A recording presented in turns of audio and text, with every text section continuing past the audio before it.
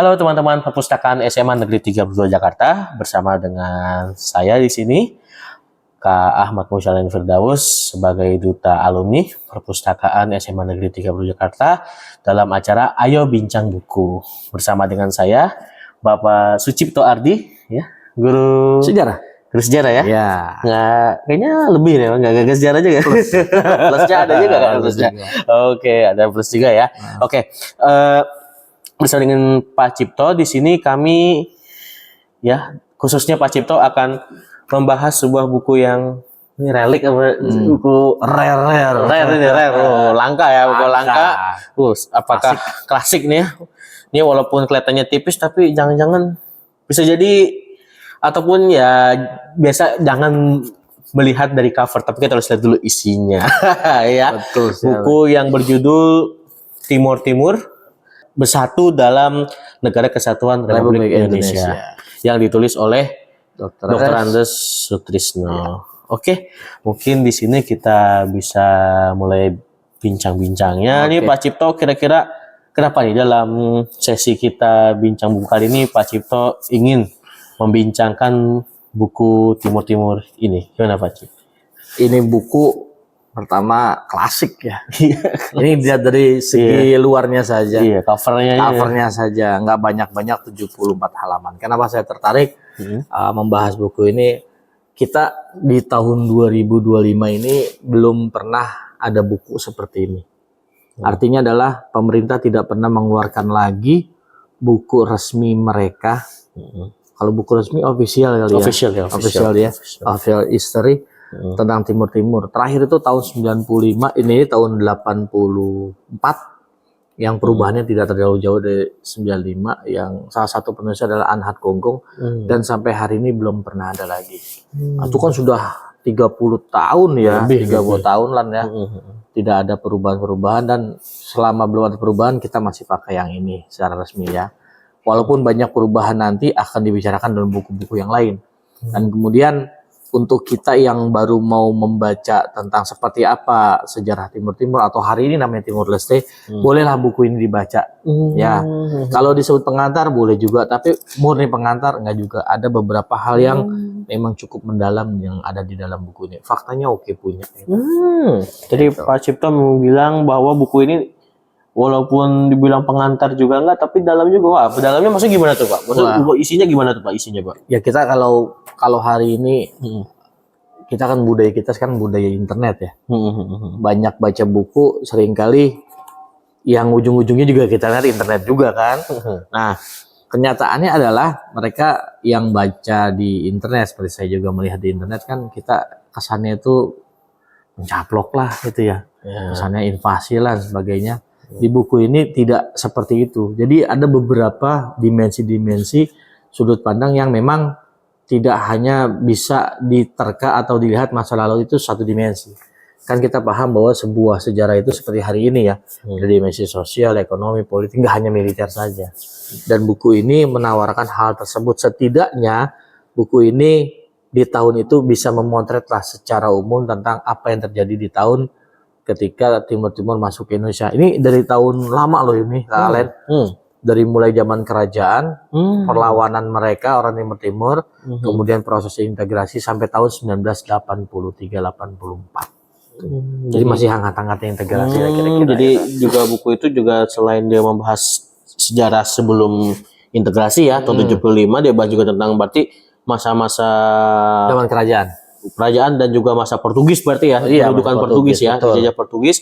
Dan kalau pasca integrasi berarti ini juga membahas sedikit tentang perkembangan Timur Timur dalam Indonesia berarti ya. Ketika dia baru masuk dan diterima, berarti kan mereka itu diterima ke Indonesia NKRI kan tahun 76 ya, 77, 78, 9, 80, 81, 82, 83 ya, belum lama lah sekitar 5 tahunan lah ya, 6 tahunan lah, 6 tahun 7 tahun lah, masih baru itu. Kan kondisinya adalah ketika Timur Timur menjadi bagian dari Indonesia menjadi provinsi ke-27 tahun 75, berarti kan dia kan tertinggal dengan provinsi lain kan 30 tahun. Iya. Dan kan 30 tahun karena Indonesia umumnya mereka gabung dengan Indonesia kan tahun 45. Betul. Nah, ini tahun 75 berarti 30 tahun. Nah, untuk mengejar ketertinggalan 30 tahun itulah, maka kemudian pemerintah menggenjot pembangunannya. Sayangnya tidak ada di buku ini. Baru proses ketika awal mau melakukan pembangunan, tapi positif kok. Mereka sudah berencana dan sebagainya, kira-kira begitu. Terus di buku ini kira-kira Pak Cipto apa hal yang menarik nih Pak? Apakah ada yang membuat jadi pas Pak Cipto baca nih, wih kesan lah istilahnya, oh jadi begini keadaan Timur Timur atau lainnya gitu mungkin yang Pak Cipto pas baca buku ini jadinya pun Pak Cipto berkesan lah, ini buku kayaknya menarik banget untuk dibaca gitu Pak. Iya, menarik adalah salah satunya di situ dikisahkan bahwa sebenarnya ini adalah jawaban netizen katakan sudah yang ramai di dunia internet, bahwa mereka meyakini kehidupan di zaman Portugis lebih baik di zaman Indonesia gitu kan. Nah, di sini dijelaskan bahwa Portugis yang berkuasa 450 tahun saja dia tidak menghasilkan sarjana lebih dari 10. Bahkan di buku ini disebut cuma 2 sampai tahun 1975. Itulah yang kemudian salah satu menjadi gubernur. Kemudian diceritakan juga bahwa perang-perang yang ada di sana yang luar biasa itu juga diceritakan di sini. Namun dia lebih soft jadi ya. Sehingga kita tidak melihat kengerian-kengerian yang ada, kita melihat bahwa ini proses berjalan secara politis saja gitu ya. Dan yang tidak kalah menariknya adalah bahwa ada penerimaan besar oleh orang Indonesia sendiri untuk melihat bahwa proses ini adalah proses yang bukan manipulatif gitu ya. Walaupun di luar sana ada yang berpandangan demikian ya, dan banyak di antara kita yang meyakini hal tersebut gitu. Di situ terlihat bahwa dunia hari ini menganggap Indonesia masuk ke sana tanggal 7 Desember 1945. Padahal keinginan integrasi sudah lama itu. Sudah lama, beberapa bulan sebelumnya mereka sudah merencanakan, bahkan 1 tahun sebelumnya juga sudah seperti itu. Dan yang menarik adalah ternyata beberapa keturunan dari mereka yang memberontak tahun 1959 terhadap Portugis itu kemudian berpihak dan berperang bersama Indonesia untuk menghancurkan musuhnya ketika itu, yaitu Fretilin. Malah saya baru tahu nih ini mungkin biar kita mantap juga baca buku tadi Pak Cipto menyinggung peristiwa tahun 59. Itu kenapa Pak Cipto? Jadi tahun 59 masih dijajah oleh Portugis. Iya. Orang-orang timur ketika itu, atau Timur Portugis namanya. Iya, Portugis. Mereka melakukan pemberontakan terhadap Portugis. Nah, pemberontakan itu tahun 1959. Nah, ini menarik nih. Bukan hanya orang Timur Portugis, orang Timur di sana. Ternyata ada 12 sampai 14 orang Indonesia yang ikut bergabung di sana, walaupun di dalamnya adalah eksil dari Indonesia, yaitu mereka yang dulu memberontak terhadap Indonesia. Itu ada yang menyebutnya dari mantan Parmesta gitu. Namun jiwa untuk melakukan perlawanan terhadap pemberontakan itu ternyata ada dan hidup di sana. Nah, mereka inilah yang kemudian diyakini dalam buku ini keturunan-keturunannya bergabung dengan partai yang ingin berintegrasi Indonesia, yaitu Apodeti. Tuh, tapi ini ingat ya, kita melihat sejarah itu tidak satu dimensi. Ini adalah versi pemerintah Indonesia.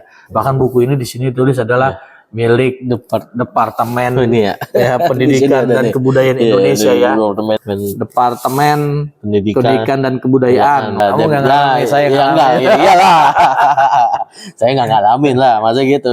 Jadi ada peristiwa yang sebenarnya jadi menunjukkan bahwa sebenarnya juga ada jiwa-jiwa untuk mencoba memerdekakan ya waktu itu ya. Ada semangat untuk nasionalismenya sudah ada. Betul.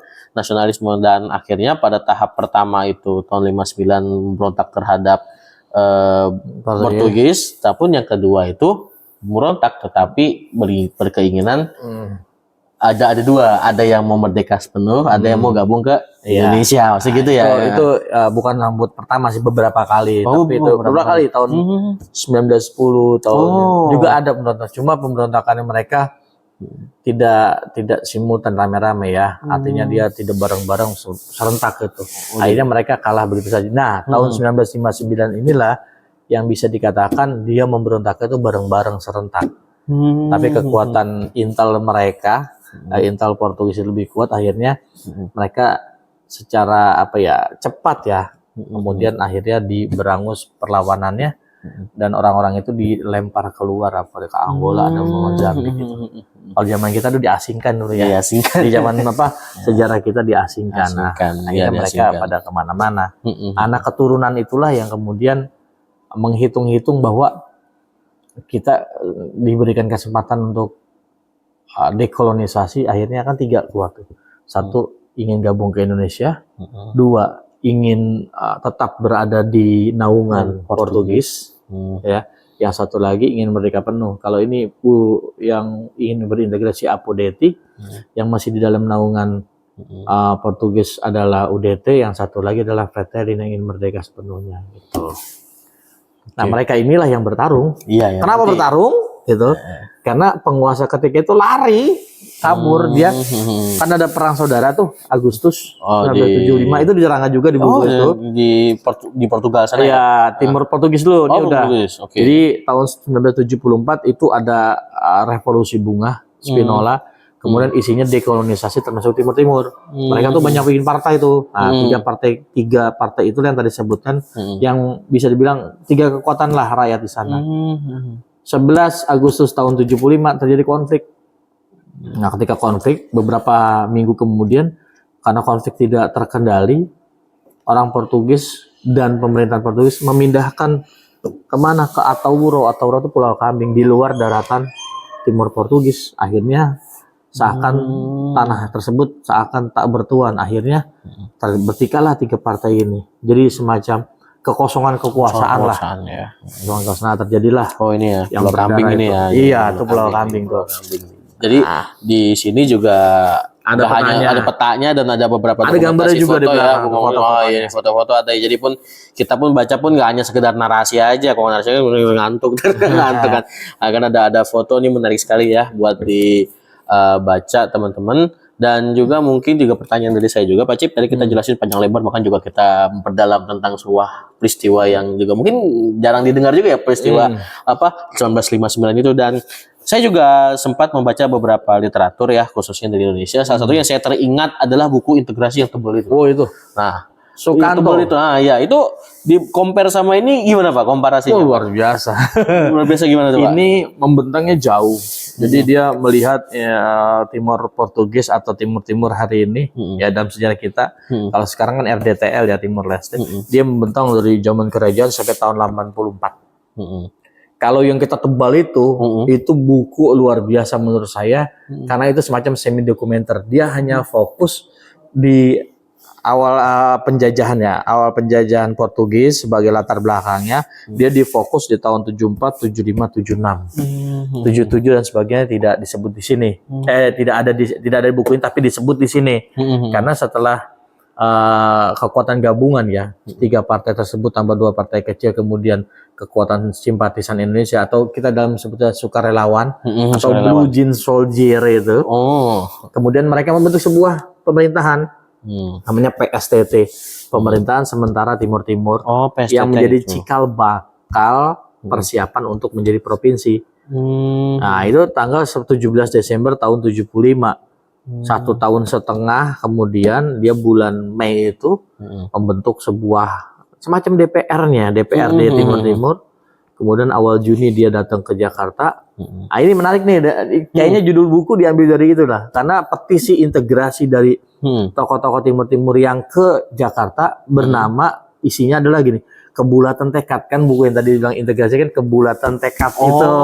Kayaknya kan dari situ ya. Kayaknya dari situ. Nah, setelah itu di tahun yang sama tahun 76 itu ya, Juni 76 dia sampai itu, kemudian disahkan itu tanggal 17 Juli. Makanya 17 Juli dianggap sebagai Hari Integrasi Timur Timur. Nah, 1 bulan kemudian diumumkanlah oleh Presiden Soeharto bahwa kita punya provinsi baru ya, yang bernama Timur Timur. Nah, dari situ mulai proses pembangunan di awal-awal ini sampai tahun 1983. 84 lah gitu lah. Iya. Itu juga lihat, ternyata juga ngutip juga tadi bukunya Pak Sukamto ya. Iya, ada di situ kan. Ada juga di sini saya lihat di daftar pustakanya. Dan mungkin dari saya pertanyaannya itu mungkin sebagai pertanyaan penutup ya Pak Cipi mungkin ya. Kalau dari saya dengan Bapak membaca buku ini, khususnya buku inilah ya, dengan Bapak melihat saat ini gitu Indonesia ataupun daripada perkembangan sejarah Indonesia, apa yang Bapak bisa sampaikan atau istilahnya ya menjadi jalan pikiran Pak Cipto gitu dalam melihat sejarah khususnya tentang Indonesia dan Timur Timur. Kalau kita melihat dari sini saja ya, jadi kita tidak lari-lari kemana-mana, bahwa kita itu bangsa yang bisa menerima walaupun kita berbeda. Ya, dia bukan jajahan Indonesia, bukan jajahan Belanda gitu ya. Tapi mereka keinginan bersatu dengan kita terima, dan itu menjadi nilai penting untuk kita untuk hari ini. Apapun beda mereka, apa politiknya atau apa, selama itu masih memiliki kesamaan dalam visi dan misi, ya boleh-boleh saja. Karena di dalam buku ini ada beberapa kalimat yang menurut saya menarik, bahwa mereka yang orang-orang Fretilin yang mau menyerah tapi dia mau membangun Timur Timur, itu kemudian diampuni dan bisa normal gitu, tidak ada diskriminasi dan sejenisnya gitu loh. Dan itu menjadi menurut saya salah satu poin penting dari buku ini. Kita bisa ambil dari itu. Yang lain-lain kontroversi sebagainya kan banyak ya. Iya. Kita bisa lihat dari buku semua. Oh itu propaganda, itu ini sebagainya. Biar sajalah. Ya kan kita akan berdasarkan fakta yang ada di lapangan itu. Dan itu mungkin saya akan di podcast ini lagi dengan buku yang lain. Itu akan kita bahas lagi, karena buku-buku tentang Timur Timur itu banyak.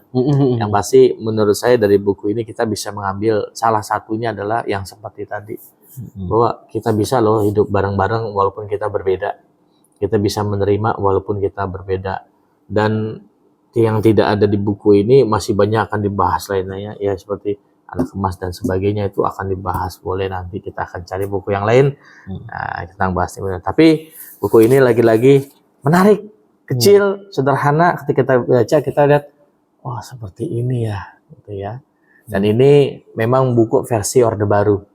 Ketika kita sudah baca buku yang lain, kita tidak usah lah, oh ini salah, ini bohong, nggak usah. Kita nikmati saja bukunya, karena sebenarnya buku itu selalu saja ada yang baik itu fakta ataupun data yang mungkin menjadi referensi. Oh, yang kok ini tidak ada, di buku ini bisa ada. Buku yang lain nggak ada, oh di sini tersedia. Atau kita dapat pandangan yang negatif terus, oh di sini ada yang positif. Nah disitulah memang kita dalam membaca buku harus dewasa dalam melihat segala sesuatu, terutama sejarah. Ya kan? Kedewasaan kita membaca buku sejarah, dan kita bisa melihat sebuah pemikiran, dua buah pemikiran, dan banyak pemikiran, dan itu tidak perlu dipertentangkan, karena pemikiran itu hanya ada di sini. Jadi istilahnya apa, subjektifnya itu memang pasti ada subjektivitas. Itu tidak menutup kemungkinan jalur yang berbeda pemahamannya. Penafsiran pembaca itu tidak bisa, tidak mungkin tidak ada istilahnya. Pasti ada sudut pandang yang kita ambil pastikan dalam. Dan kita harus tahu bahwa sejarah itu adalah bagian dari fondasi pembangunan bangsa. Di dalamnya ada kebanggaan, ada jati diri, ada ciri khas gitu, dan sejenisnya. Karena ketika Indonesia memasukkan Timur Timur atau Indonesia menerima integrasi Timur Timur, itu bukan hanya usaha yang biasa-biasa saja, tapi usaha yang luar biasa. Apapun itu kontroversinya, kita harus memberikan penghargaan, penghormatan bagi mereka yang berjuang, apapun alasannya, apapun tujuannya, mereka di sini nih luar biasa. Dan jangan salah, mereka yang dikisahkan dalam buku ini ya anak keturunannya masih hidup. Anak keturunan masih hidup. Dan kita bersyukur pemerintah hari ini akan menulis ulang sejarah. Saya bertemu dengan ketuanya, Profesor Susanto Zuhdi. Saya tanya langsung bagaimana dengan sejarah Timur Timur, apakah akan dimasukkan? Dia berbicaranya sesuai dengan ini. Apa itu? Dia bilang, karena Timur Timur dulu sudah pernah menjadi bagian dari Indonesia dalam rangka integrasi, maka kisah Timur Timur akan tetap kita masukkan dalam perjalanan Republik ini. Wah, saya bilang, saya akan sampaikan kepada teman-teman saya yang orang Timur Timur asli sana, bukan orang Timur Leste ya, ya orang Timur Timur yang memilih menjadi Indonesia atau tetap mempertahankan keindonesiaannya, bahwa mereka itu tidak ditinggalkan oleh Republik Indonesia. Ya, mereka mungkin ada yang tidak beruntung secara ekonomi, tapi mereka selalu bangga berkata begini, walaupun kita miskin, tapi ini adalah konsekuensi karena cinta kita. Ya, seorang gubernur pernah menggelitik pemikiran kita tentang Republik ini. namanya ada Arnaldo Dosrey Aurujo, ya pemimpin Aponeti menjadi gubernur pertama, ya. Dan juga akan saya tutup nih kisah ini yang kita refleksikan pada hari ini, baik itu keturunannya atau di zaman itu pula. Dia bilang begini, Arnaldo, saya cinta Indonesia, tapi Indonesia tidak cinta saya. Aduh. Tapi itulah faktanya. Ya, tapi apapun itu, nah keturunannya masih tetap cinta Indonesia. Mantap ya. Oke, Pak Cip cinta Indonesia ya, Pak Cip Betul, ya. betul, Cinta betul. Indonesia. Oke, mungkin untuk closing nih Pak Cip ya. Kalau boleh saya simpulkan, buku ini memang menampilkan sebuah sudut pandang ya, dinamika penulisan sejarah Indonesia Di zaman Orde Baru. Zaman Orde Baru, dan kita juga istilahnya ya tidak perlu menjudge mungkin ya, tidak perlu menghakimi, karena memang itulah tulisan ketika pada masa itu.